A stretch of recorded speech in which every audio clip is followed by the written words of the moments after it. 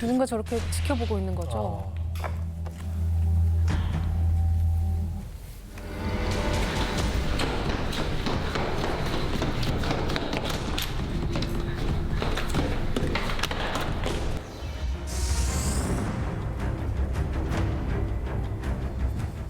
네, 오늘의 사건 파일 주제는 스토킹입니다. 교수님, 이 스토킹으로 일어나는 피해 사례 얼마나 많은가요? 네, 뭐 이제는 스토킹이 범죄라는 인식이 생기면서 점점 신고들을 많이 해주시는 걸로 보입니다. 그러다 보니까 2018년에는 2,921건이었는데요.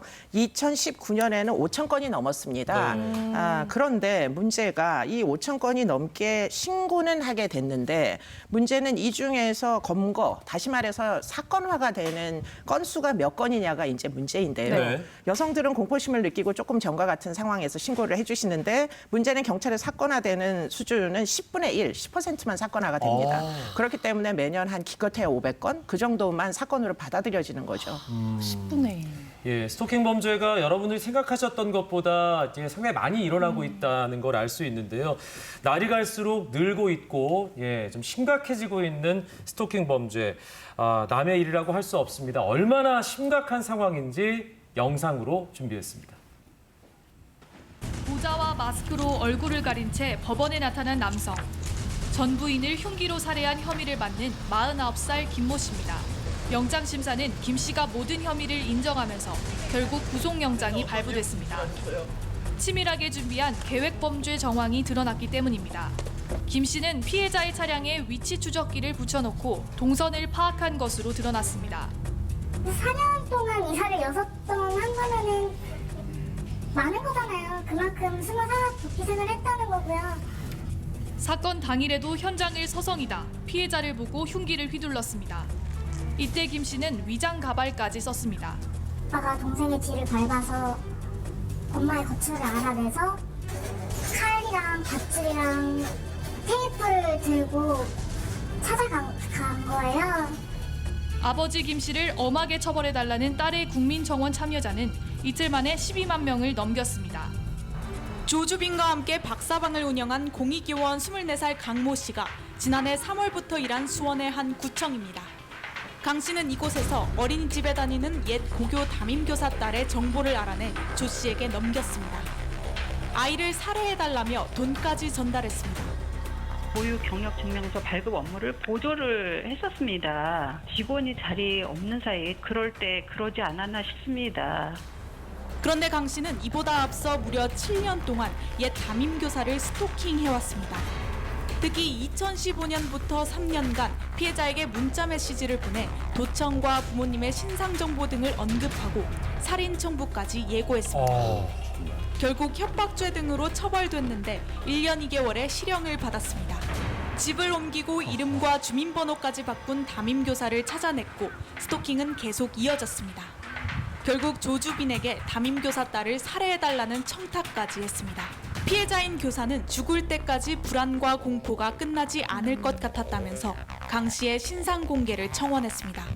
피해는 어떤 정신적인 고통부터 뭐 신체적 상해까지 다 이래까지 다종다양하게 발생한다. 그리고 스토킹은 피해자 당사자뿐만이 아니라 주변 사람들에게도 영향을 미친다. 이런 것들이 스토킹의 주요한 특징으로 나타나고 있거든요.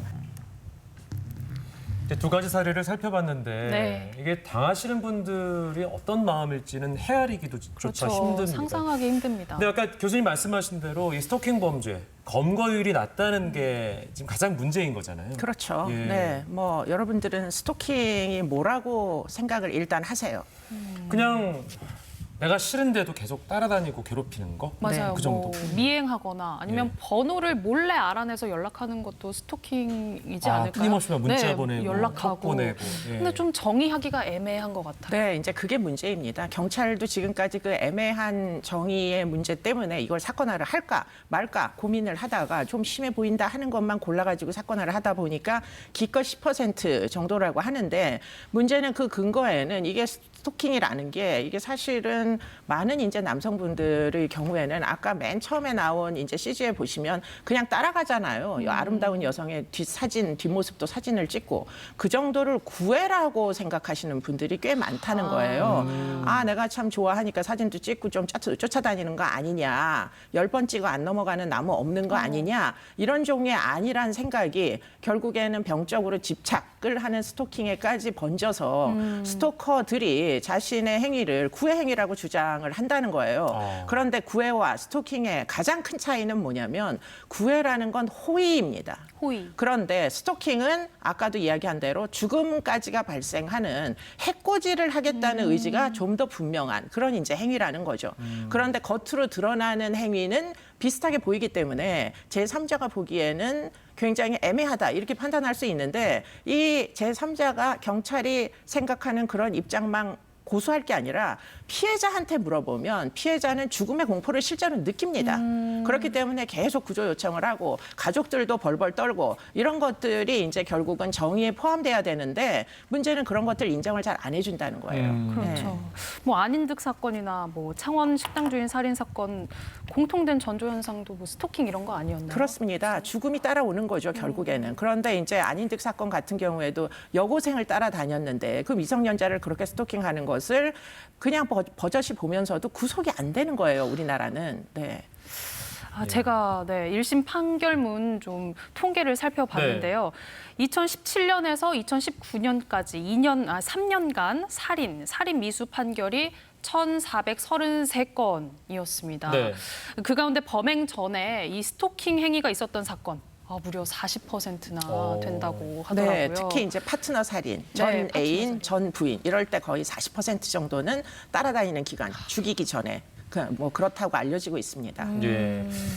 그리고 또 아는 사이에서 발생하는 빈도가 상당히 높다고 그러니까요. 지금 네. 저희 얘기를 했는데 실제로 이 어떤 식으로 발생을 하는지 지인들 사이에서는 뭐 사례들이 어떤 게 있는지도 좀 소개를 해주신다면. 네, 뭐 실제로 지금 이렇게 헤어진 사이에서 많이 발생합니다. 조금 네. 전에 말씀하신 것처럼 2016년도 여가부 조사 결과에 따르면 스토킹 범죄는 82%가 아는 사이에서 발생을 했다고 알려지고 있고요. 그러다 보니까 뭐 대부분 피해자들은 장기간 동안 죽음의 공포 속에 놓일 정도로 굉장히 무서워하는데 문제는 신고를 하려고 하면 온 동네 CCTV를 본인이 다 검색을 할 수가 없잖아요. 그렇죠. 그러니까 증거 확보가 안 되니까 경찰에다 신고를 해도 사건화가 안 되고 기껏해야 10% 정도. 결국 피해자가 증거를 모두 모아오면 그때서야 지속적 괴롭힘 정도로 사건화를 해주는 그게 이제 현실입니다. 진짜 죄질이 나쁘다고 생각하면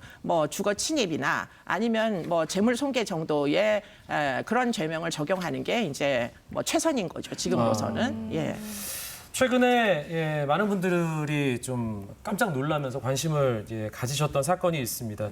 자신을 스토킹해온 상대를 고소해서 공개적으로 이슈가 됐던 프로바둑 기사 조혜연 구단 사건이었죠. 네. 영상으로 그 사건 돌아보겠습니다. 경찰을 향해 다급히 도움을 요청하는 한 여성. 제가 신고했습니다. 이 사람이 지속적으로 저를 괴롭히는 사람입니다. 남성은 아랑곳하지 않습니다.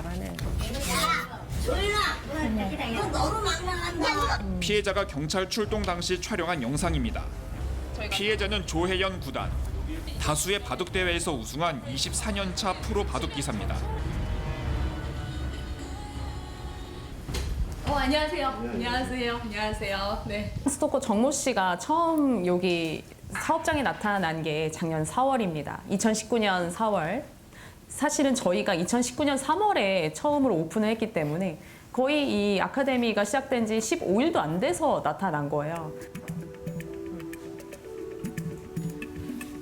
계속 버티고 있으면서 이렇게 팔짱을 끼거나 다리를 꼬우거나 해서 어이 조혜연 씨 나랑 대화 좀 합시다. 나랑 얘기 좀 합시다. 계속 그런 식이었어요. 이 사람이 한번 들어갔다 나가고 난 이후에는 계속 원인 불명의 그러니까 뭔가 낙서가 건물 내벽부터 생기기 시작을 한 거예요. 지금 몇 차례 지웠는데 계속 이제 낙서 끊이지 않아가지고 잠시 이제 뜯어서 보시면 이제 지웠던 흔적들. 이제 이 사람은 2달에 한 번씩 주기적으로 나타났고 낙서는 간헐적으로 계속 남겼어요. 정말 근데 그게 스트레스가 수백 줄에 극심할 달합니다. 낙서가. 네. 전혀 사귀는 관계가 아닌데도 저렇게 스토킹을 한다는 너무 거죠. 무서워요. 일단 그 사람의 존재가 뭔가 나타났다는 것만으로도 소름이 끼쳐요. 이미 그 하루는 망가졌고 갈수록 이 행동이 대담해지고 심해져요. 어떤 것도 단단 같은 거 하려고 앉아 잘못된 게 없잖아. 응?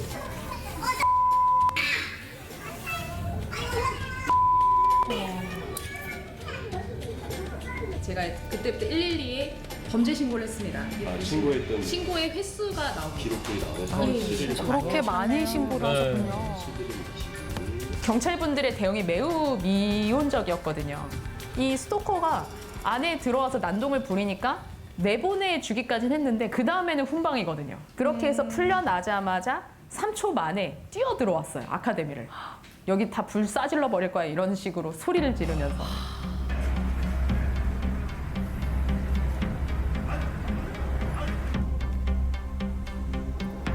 이 재물 손괴요? 스토킹법이 없으니까 뭐 재물 손괴를 했다. 이 사람이 내가 재물 손괴해서 그래 얼마면 돼. 이게 스토커가 얘기를 하잖아요. 경찰한테 자꾸 이렇게 고성방가 하시고 자꾸 쌍욕을 하시면 이렇게 직결 처분으로 통고 처리가 될 수 있습니다 하니까 그래서 얼마면 돼 이러잖아요. 스토커 경찰분한테. 그러니까 경찰관님이 글쎄요 그게 한 3만 원이나 5만 원 막 이렇게 얘기를 했고 300만 원 5만 원? 3만 원. 굉장히 비웃는 거예요.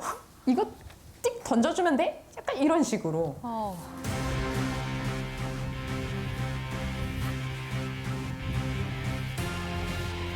우리는 피해가 발생하기 전에 피해를 막고 싶어서 그래서 신고를 하는 건데 실무상으로는 끔찍한 피해가 발생하기 전에는 경찰이 공권력을 행사할 수가 없는 거예요. 법에 이게 범죄로 안 돼 있으니까.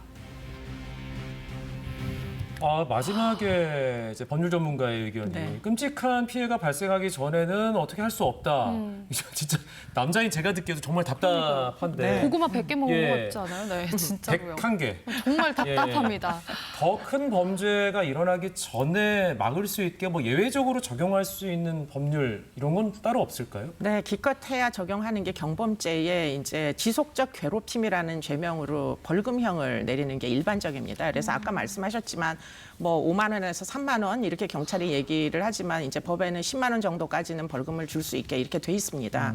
그러다 보니까 결국에는 괴롭히고 싶은 게 욕망이잖아요. 네. 이 사람들의 목적은 돈 내고 내가 괴롭힌다 이렇게 이제 생각하는 게 우리나라에서는 통용되는 문화라는 거죠. 그러니까 이것을 제재를 하려면 아까 변호사님 말씀하신 대로 그래서 괴롭히다가 결국 상해나 살인에 이르고 나서 범인을 즉시 검거하는 게 무슨 소용이 있겠습니까? 그러니까요. 그러니까 그 전에 이제 검거를 할 수 있는 법을 만들어야 되는데 그래서 지금 현재 이제 국회에서 스토킹 방지법에 대한 입법 논의가 지금 활발하게 진행되고 있고요. 그럼에도 불구하고 지금 이제 법사위에 올라가면 언제나 이제 논의가 되는 게 스토킹에 대한 정의가 분명해야 된다. 이게 이제 논쟁거리가 사실 되는 거죠. 네. 법안 내용 혹시 어떤 식으로 담기는지는 교수님 네, 파악하고 뭐 계시나요? 저도 이제 공청회 같은데 이제 참여해 봤었는데 지금은 과거에는 이제 전 연인이나 배우자에게 한정했던 것을 지금은 본인의 의사에 반해서 지속적으로 괴롭히는 행위를 하는 경우라고 좀 더 포괄적으로 아까 안인득 사건도 애인 관계 아니었잖아요. 네. 여고생은 사귄 게 아닙니다. 안인득을. 그러다 보니까 범위를 현저히 확장하고 지금 그 법에서 지금 법안 준비 중인 법안에서 가장 핵심적인 것은 임시 조치와 응급 조치, 긴급한 조치들을 빨리 해서 어쨌든 분리를 시키고 피해자를 보호하도록 하는 거. 그리고 아까 수사 단계에서 경찰이 사실은 동네 CCTV를 다 봐주셔야 되잖아요. 그런 종류의 수사 지원 이런 것들까지 다 해줄 수 있도록 지금 입법을 하겠다라는 취지로 논의 중인 것으로 알고 있습니다. 알겠습니다. 네. 알겠습니다. 예. 정말 스토킹 피해 같은 경우는 피해자가 정신적, 신체적으로 다 피해를 많이 입는데 빨리 처벌법이 제대로 마련이 됐으면 좋겠습니다. 오늘 네. 스토킹에 대한 이야기 함께 나눠봤습니다. 이수정 교수님 고맙습니다. 고맙습니다. 고맙습니다.